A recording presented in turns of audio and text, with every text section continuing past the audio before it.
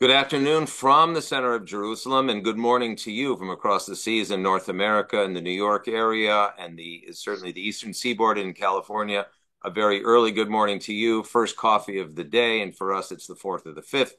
Nonetheless, this is day 81 of the what we call Operation Swords of Iron, following the October 7th massacre and Israel's counteroffensive against the Iranian regime-backed Hamas in Gaza.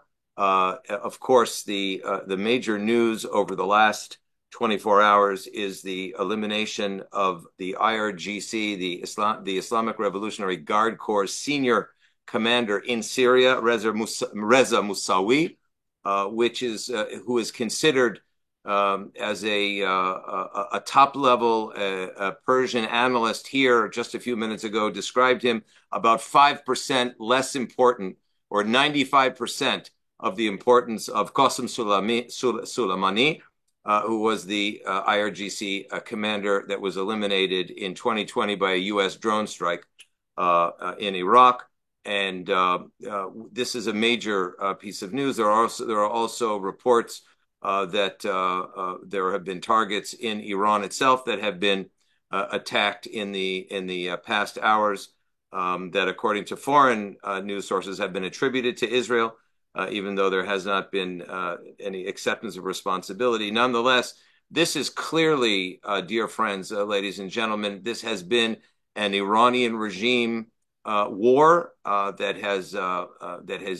uses Hamas, that has mobilized Hamas over the last years, and clearly on October 7th, as well as Hezbollah, the Houthis, Iraqi special forces, and today we are really honored to have with us the former Mossad division head of captives and disappeared persons, Rami Igra, who is one of the most experienced professionals we have in Israel on the issue of captives and disappeared persons. And in this case, we have added to his file hostages, civilian hostages, that create, both in magnitude, substantively and quantitatively, a completely new aspect to the challenge. Rami, welcome to the program today. This is the JCPA War Room Program, Day 81,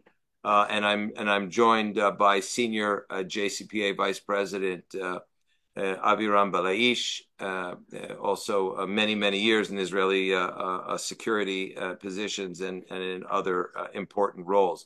Rami, give us from where you stand an assessment of how complex the problem that Israel faces now, in view of the fact that there are some 135, 136 civilian hostages, as well as military captives in the hands of Iran-backed Hamas in Gaza. The real problem that Israel faces right now is mostly an internal problem. The Hamas has 130 hostages, give and take, and is not willing to deal on that. The Hamas has understood that Israel this time, not like the past, is determined to eradicate Hamas if we are to continue living in this piece of land, because the continued existence of Hamas is not only important for what happens in the Gaza Strip. Mind that in the occupied territories, the West Bank, more than 85% of the Palestinians back Hamas and believe in Hamas. If we in any way back down, in any way change the theme of this war, if in any way we change, we will not be able to continue our lives as it were in Israel in the future.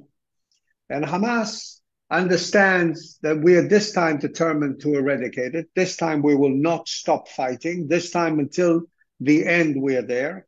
And this is why when Hamas comes to negotiations at this time, Hamas is not willing to negotiate, really. And what they really want is the following. They want us to stop cessation of the hostilities. They want for us to withdraw from the Gaza Strip. They want for us to open the borders, and then they want for us to restore the Gaza, as it were, and then they will talk to us about the hostages.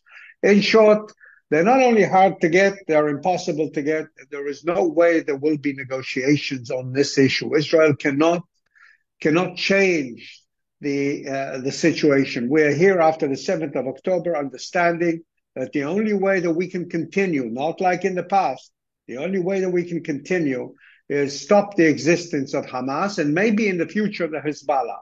Israeli government's position in the past that we can come over this wave and let's face the next wave and let them continue living, thinking that at the end of the day, the economy is going to be the determining factor in what Hamas is aspiring for. The facts are really different. As Hamas is aspiring for jihad, Hamas, not like Hezbollah. Hezbollah is a little different. Is aspiring for the eradication of the state of Israel, for the massacre of the Jews, and this is why this time we're going to fight the whole way through. And this has made this question of the hostages into an internal problem. There are families in Israel of the hostages, and they have the right, and they rightly so, protest and try to move the government in their way. But and they are very noisy, so to say. They are very loud in Israeli internal politics. And the problem is this government going to listen to the few hostage families and stop the war, or is it going to look at the good of the entire country? And let me remind all of us that there's about 200,000 people who are refugees in Israel, people who have been moved from where they live into other areas, and there are families of soldiers that have died during this war. We're talking about something in the range of 450 soldiers that have died altogether, and there is the future of the state. And if we in any way stop this war in the Gaza Strip, in any way, I predict that we will have the same problems in Kfar Saba. We will have the same problem not on the adjacent cities, etc., of the Gaza Strip, but also in the rest of Israel. And this is why right now it's more of an internal problem than an external problem. Israel has to be determined to finish this war with the Hamas non-existing. And on the other hand, Israel is bleeding inside because the hostages are all dear to our heart. We all think of them. We all sympathize with the families. We all want to see them back, but we can't afford doing it. Rami, here's a question for you. There are two sets of strategies. One says, let's do one major trade, all hostages for all Hamas prisoners. And there's the other position which you've seemed to convey to us, which is that would only weaken Israel's position internally as well as externally. Is there an argument to be made that Israel could say, you know what, you give us all the hostages verified in one fell swoop, we'll release the prisoners, and then all bets are off? But you see, this is fantasies are nice to have, okay? But this is a fantasy because the Hamas is not willing to give all the hostages and continue fighting.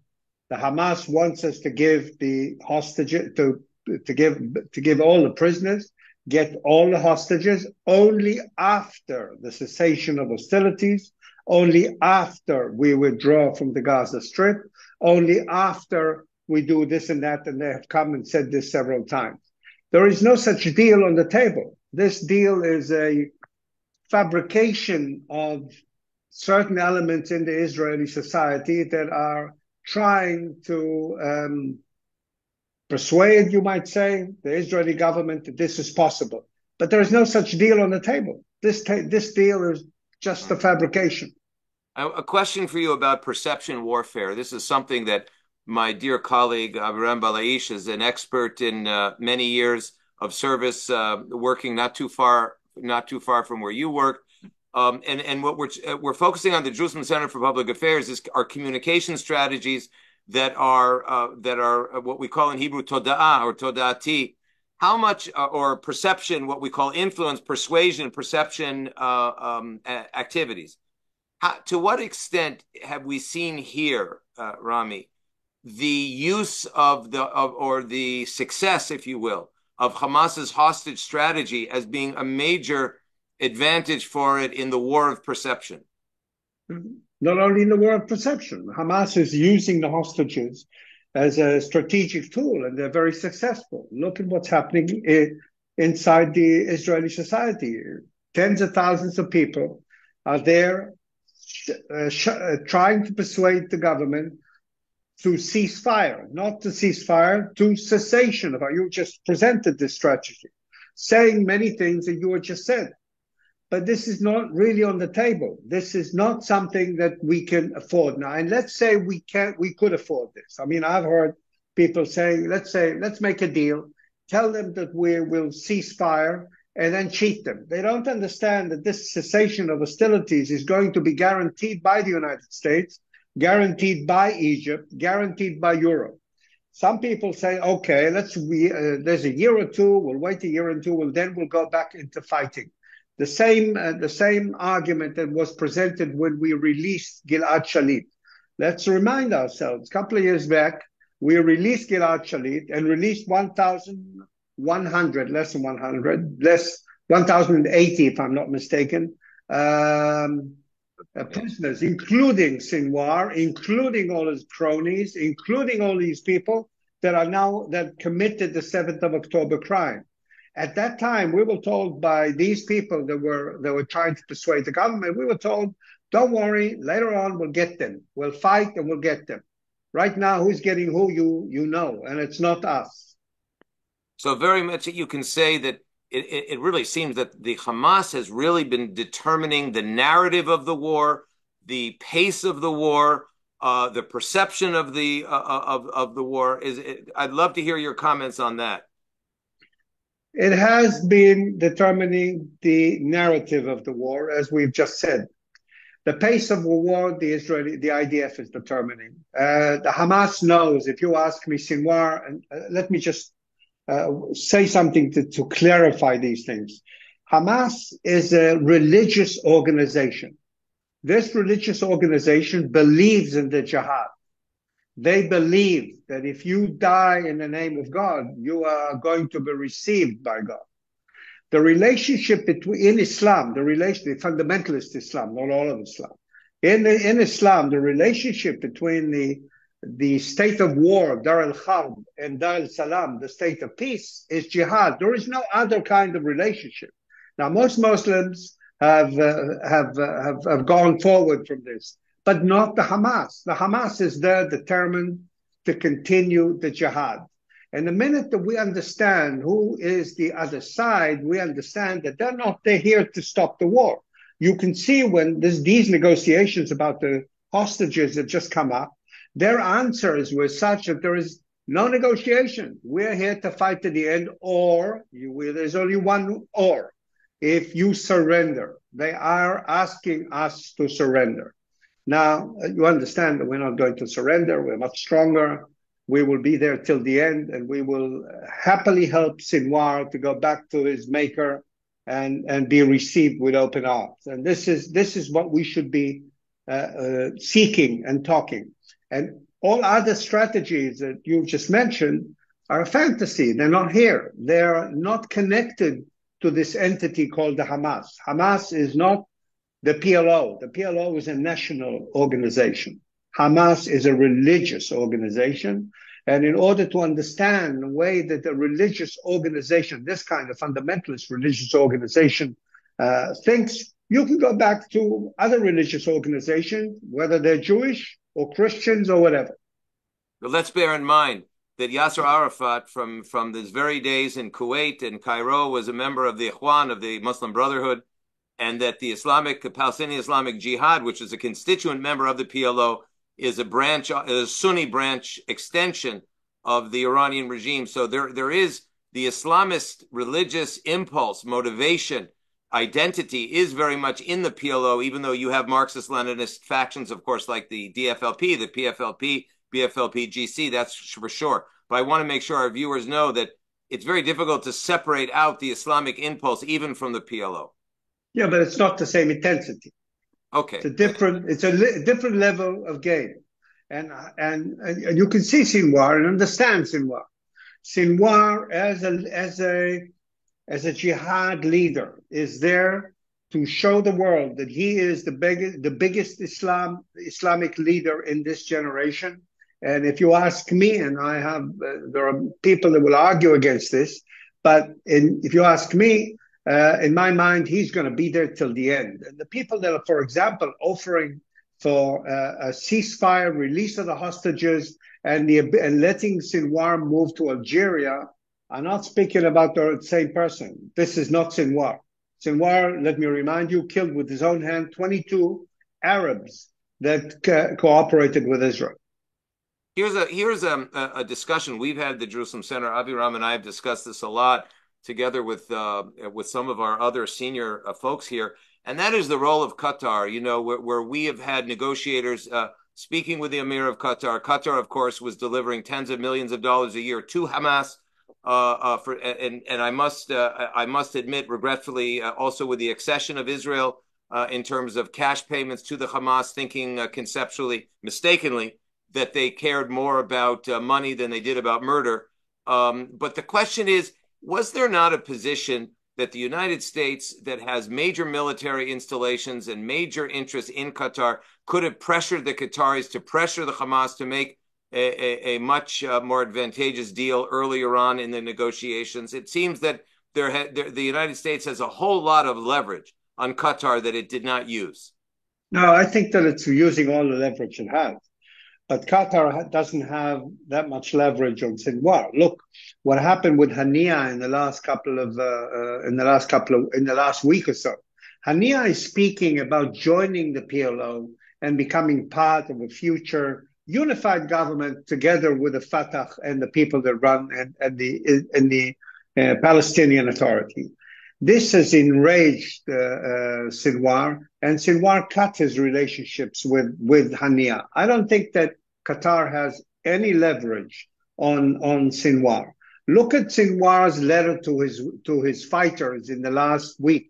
Sinwar is telling his people, we are winning this war. We have killed thousands of Israelis. We have destroyed 750 tanks. We're here till the end. Jihad is winning. And he's trying to booster his arms in order to in the end, come down with them. Sinwar and Hania and Qatar are completely different entities, to my mind.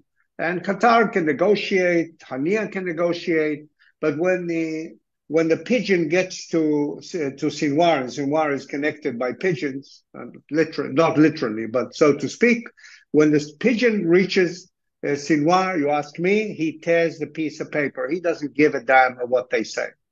He's there to fight his war, and he does not think highly of these people. He does not, even though he is as rich as them, he does not think highly of these people that are living in luxury in Qatar. You want to ask? So you see any factors that can influence Sinwar? Because you were talking about I would say 75% of support that he had in Gaza before the 7th of October. So do you think that now he has the same support? So this is the first question regarding the factors. And the second one, Hamas, in the eyes of I would say, Arab moderate countries, does Hamas represent Islam? You were talking about Dar al-Harb, but I don't think that they were seeing in their minds these atrocities. I don't think he represents Islam to these countries. Okay, they think that he's outrageous. Okay. About the percentage, if you look at the Shkaki censor, that was done about a couple of weeks back. 75% of the people in the Gaza Strip, after they've seen what happened to Gaza because of Israeli attack, still think the 7th of October was a great deal. If you look at the West Bank looks at 85% there is support for Hamas and the 7th of October. So we are looking at a great majority in the Gaza Strip and in this. The only way that this is going to change when Hamas, in a way, starts changing their lives. But Hamas has been feeding these people for 20 years. It's not 20, but almost 20 years. It's a policy. Everybody wants to be a shaheed. They're there. Now, maybe it's also because of fear. They know that Hamas and Hamas soldiers are there to kill. They don't play a game. Remember what they've done to Fatah activists the day that they came to power in 2007. They threw him out of the tops of buildings. These people don't take any prisoners. And they don't take any prisoners believing that this is a religion for them. Okay? It's difficult for you and me to understand this. Okay? We are looking at zombies. Okay, let me put it in another way. We're looking at zombies that it's difficult for us to understand. But these zombies are completely committed and they believe in what they're doing. So now, can we persuade Sinwar? Yes, with a barrel of a gun. Yes. At the end of the day, unfortunately, I'm saying this is unfortunate, in order for us to get Hamas out of Gaza, we will have to kill or get rid of in other ways of each and every, not Hamas supporter, but Hamas activist. Listen, I appeared on CNN 2 or 3 weeks after the beginning of the war, and I said there are no such thing as a non-combatant Gazan.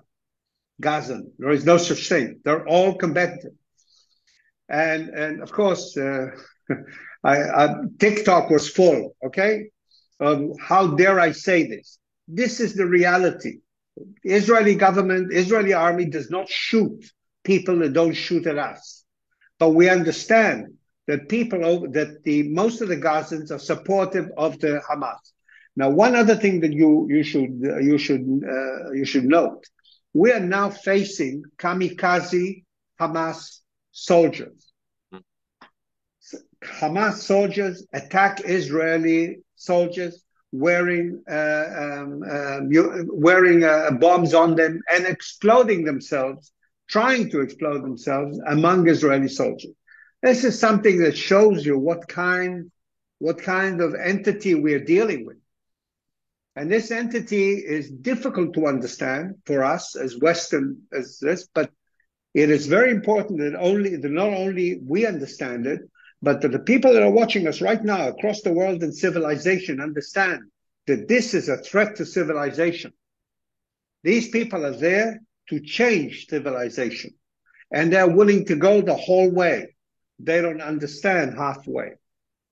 When you say this is a threat against Western civilization, which is actually an argument that I made during a 2-week trip that just ended just before Shabbat, that this is a direct threat to Judeo-Christian civilization, Western civilization and values, and our common humanity as we know it. Can you share with us just a little deeper thinking about how you see the threat to Western civilization, not as it's expressed in Israel, but as it's expressed across the Atlantic Ocean, in the United States of America, in the West?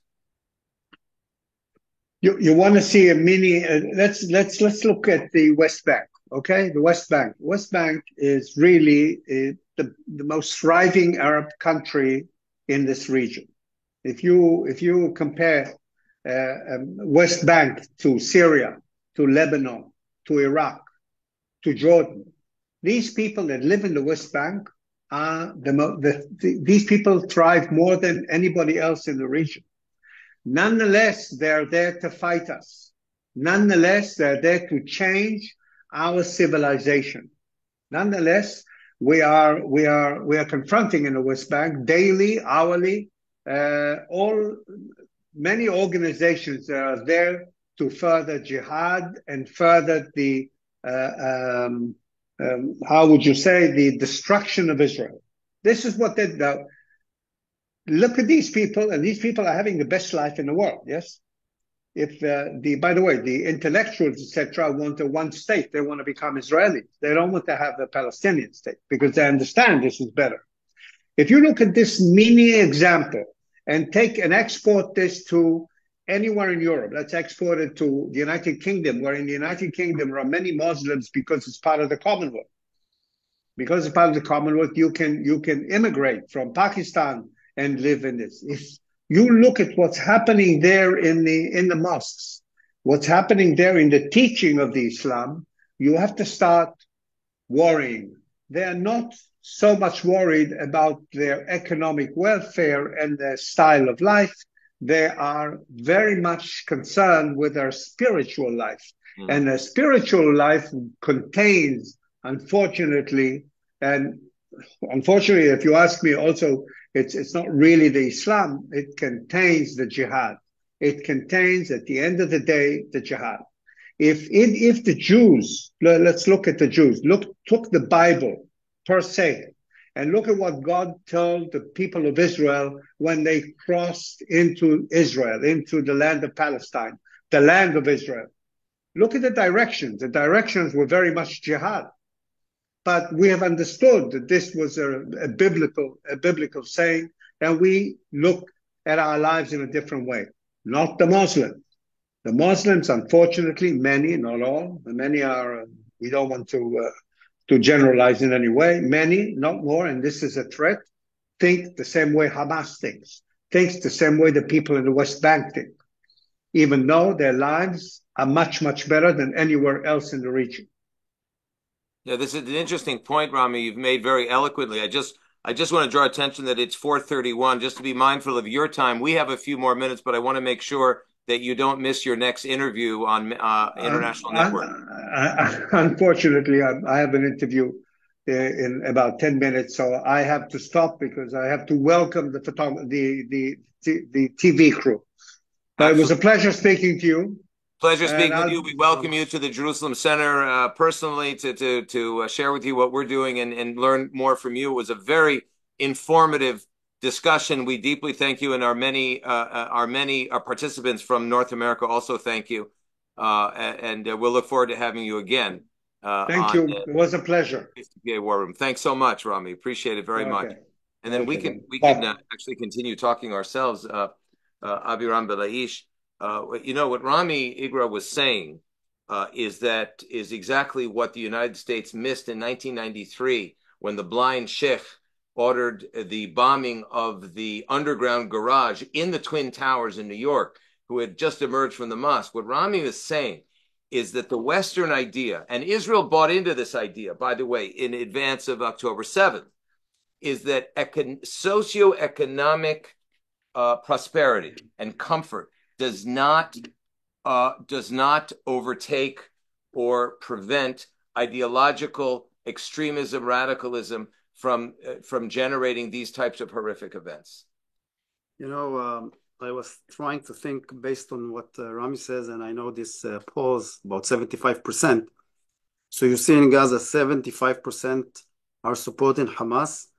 And then you see that the Hamas is taking the humanitarian aid and food. Stealing it. And the Hamas, when Abu Marzouk, I think, were saying, yes, we are in the tunnel. The guys are in the tunnel and they are above. So we are not afraid. So, it's something that you need to understand that this is totally different way of thinking. And we always think like Western. And we need to try to think like Middle Eastern. Exactly. Brian Gore asked a very good question. Brian, thank you for this question. Brian asked, what will it mean to eliminate heads of Hamas in Gaza? Does that also mean Hamas leaders outside of Gaza? And I can say, just from my point of view, we'll both answer.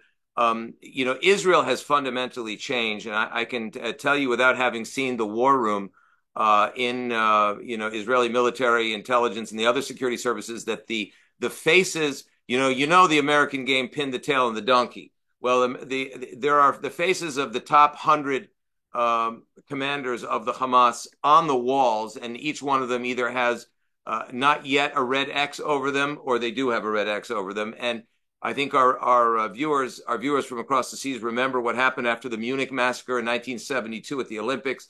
Well, you can put that on steroids, and that is the commitment that the government of Israel and the security services of Israel have in eliminating every single Hamas commander. If you want to add to that. Yes, I want to add a different angle, because I think that even if you will kill all the Hamas leaders, the movement, the spirit is still here. And I think that our job, what we are doing when it comes to influence and to try to work on the education, to work on the media and social media, and to change the narrative, to change the way of thinking, that's even in a way more important, because you need to change, the way of thinking. Because this leaders, and we saw it with Hezbollah, and we saw that with other, I would say, groups. Even if you will kill all the leaders, still you need to deal with the way that they think, and that's, I think, even more important.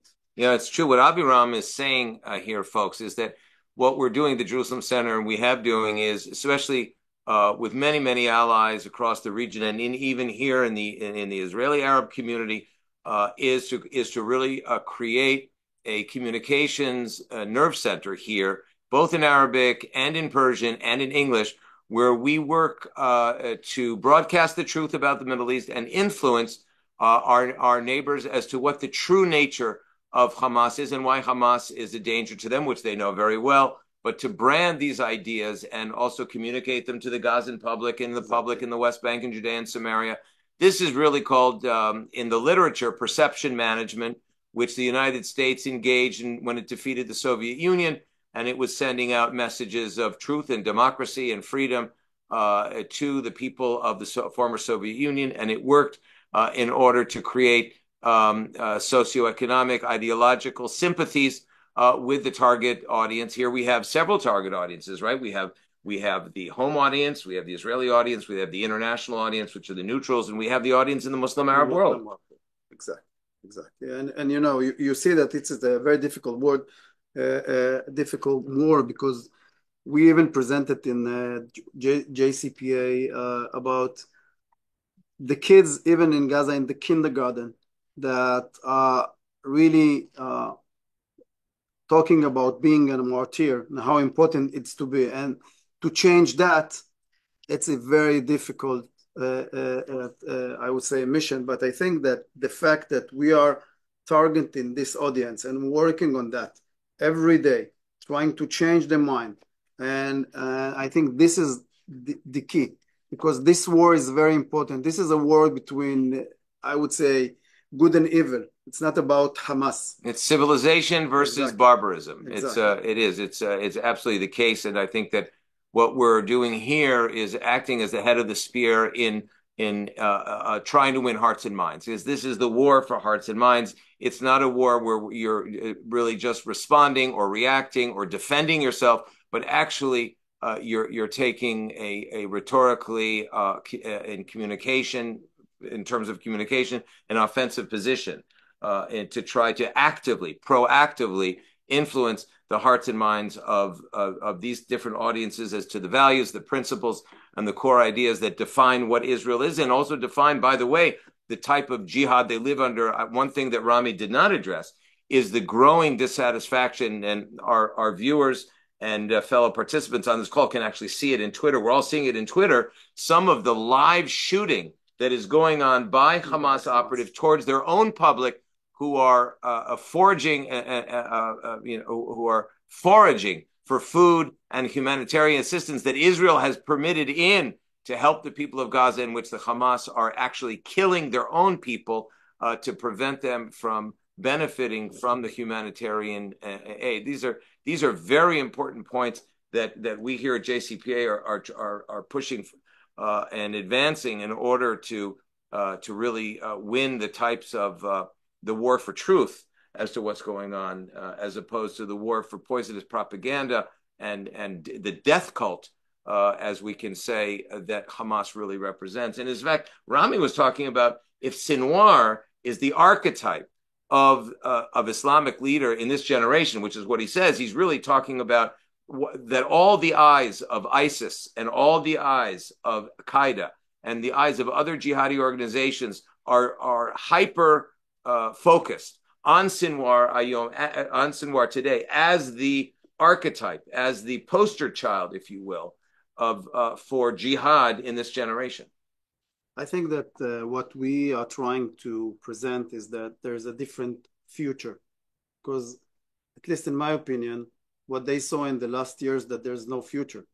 So you can talk about being a martyr, you can talk about jihad, you can talk, but when you see Israel as a solution, not as the problem, when you see, talking about food security, talking about education, talking about health, talking about mutual projects. So then you start thinking, we ourselves, we met with so many Arab countries and representative, and we saw that there's a different voice. We saw that there's different cry for future, and I think that this is what we need to work right now, because the young generation, and I think that there's a difference between this young generation to Sinwar generation. The young generation, they want to see a future, and if they will see a future, my guess it's not going to be easy, but we can make this change. Absolutely, and that's what we're working to do here. I'm going to just turn to our wonderful participants. I can see you and all the names that we recognize that are regular participants here. Just to share a couple of bits of good news with you, we have a wonderful relationship with JLTV in the United States, and we are now upgrading all of our equipment to enable millions of people in the United States to watch these daily updates, which we're committing to providing with the highest level guests, just like this former Mossad high-level division commander, Rami Igra, as well as the many others that we've had over the last 81 days and will continue to have. We just now were able to launch a JGive on our website. So we desperately need your help to help us upgrade the equipment and to continue to make this content the highest level content, to get it out to millions of people in the United States and around the English-speaking world, whether it's the UK, New Zealand, Australia, South Africa, and Canada, of course, in North America. If you would consider making a JGive a gift of $180, of $360, of even $1,800, it would be tremendously, tremendously needed and useful for us. And thank you for considering supporting this program. Everyone, we would be more than happy to put for giver donor recognition, which we'll put on the site and in our materials if you're able to be a supporter of the JCPA Wartime Diplomacy Center. And we will continue to enjoy and engage with you, your questions and your comments that we're reading on the side. As a matter of fact, I'm writing one more from an anonymous user. Aren't you talking now against what you explained earlier when you explained that this is a fanatical religious belief system, or you're going to convince them to put down their Quran? Isn't this delusional? No, no one is trying to convince anyone to put down the Quran. What I think what the point that Rami was making is that these genocidal applications of Islam are those that actually can be defeated because they are applications and ideological extensions that can be fought through other narratives. In fact, we can say that there was in New York very recently, we had a very, very high level religious leader from Indonesia who met with us in New York at a private residence, and he explained that there are tens of millions, if not more, in Indonesia that would like very much to have relations with the Jews and with the Jewish majority character Israel, as well as many other Arab countries and Muslim countries across the region. So it is really not in any way a call to lay down the Quran, but it is a call to establish who we are as the Jews and what the Torah and what our Bible is all about, and the nation state of the Jewish people as being an indigenous member for 3,700 years of the Arab Muslim majority Middle East, and to meet as a equal player on those terms. And I'm happy to say, Aviram, and you and I have met many of these Arab leaders in European countries and as well as in the Middle East, and many of them, when we have these conversations in Arabic, respectful and honorable of their tradition, of the Quranic tradition, as well as our own tradition, they have met us on equal ground. And I would add that we have a regional perspective. So we don't now at this moment talking about convincing the Hamas, I would say, guys to change their religion. We are talking about regional approach that we are talking with many countries, and this whole, I would say, system of talking with many countries and with these countries together convince others. This is the phenomena that we want to create. It's not now changing Hamas, I would say, fanatic. I don't want even to call them warrior because they're not, but I would say to change his religion, because this is not the case. The case is to take the moderate countries and the other countries that don't have any ties with Israel, and to go together towards this mission. Absolutely, Aviram. It's an insightful comment, observation on your part. We promise not to keep you too long, everyone, and we are going to meet you the same time, same place tomorrow, 9 a.m. Eastern Standard Time, 4 p.m. our time. Thank you ever so much for joining us. Leslie, Lisa, Lauren, Monica, Pablo, Howard Weisband, our esteemed board member. Oh my goodness, Tears Ashore, Shmuel. Boy, we have Sheldon, Sarah, Robert, and et cetera, et cetera. We'll mention everyone by tomorrow. Thank you, Trudy. Thank you all very much for your questions and comments. We'll look very much forward to seeing you tomorrow, and we promise to bring the same high-level guests. Thank you so much for joining. We'll see you again, and shalom from Jerusalem. We should only have good news, all of us, and good health to everybody.